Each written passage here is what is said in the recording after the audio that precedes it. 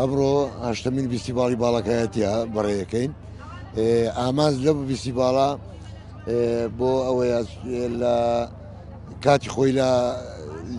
نێوان شەڕی عێراق ئێران لە ساڵی 1970 مەتێقەکەمان سۆڵ کرا بەهۆی شەڕەکەەوە خەڵکەماندا بەش بوو بەسە ئۆردوگا زۆلمریەکانی سۆران و هەریر و شەقلاوە با بڵێن هەولێر و سلێمانی و ڕانیە و دهۆکەوەنە بە کۆمەڵێک برادر بیرۆکەیەکمان بۆ های گوتمان بە شتێکی وا بکەین ڕۆژێک دیاریکەین خەڵکی باڵەکاتی لێرە کۆ بکەینەوە هەم بۆ یەکتر ناسینەوە و هەم بۆ ئەوەی گەنجەکانیشمان بزانن کاتی خۆی ئێمە کە لە پولمانە بۆیان باو باپیرانمان لێرەچیان بەکارینەیە هەندێکش نمایشمان کردووە مەسەرەن جۆنیمان هەبووە کاتی خۆی دەستارمان هەبووە درونەشمان هەبوو بەڵام ئەوسا درونەکەی تێدا نەبوو مەشکەژین هەبووە کاتی خۆی هەرەوەزی هەبووە لە مەتیقی باڵەکاتی ئامانجەکە شێر ئەوەیە خەڵک کۆ بکەینەوە خەڵک یەکتر بناسیتەوە ڕۆژێک دیاری بکەین ڕەنگە خەڵک هەیە بە ساڵێک یەکتر نبینیتەوە بەڵام ڕۆژیاوە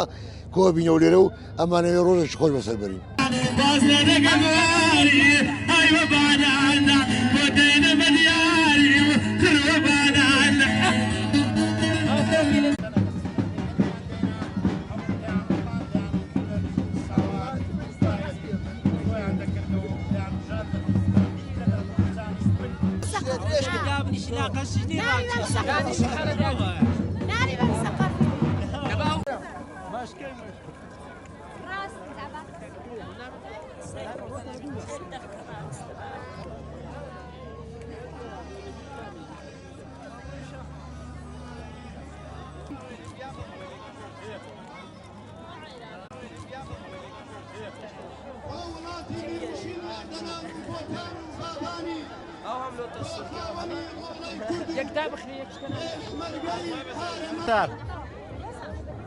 اختر يلا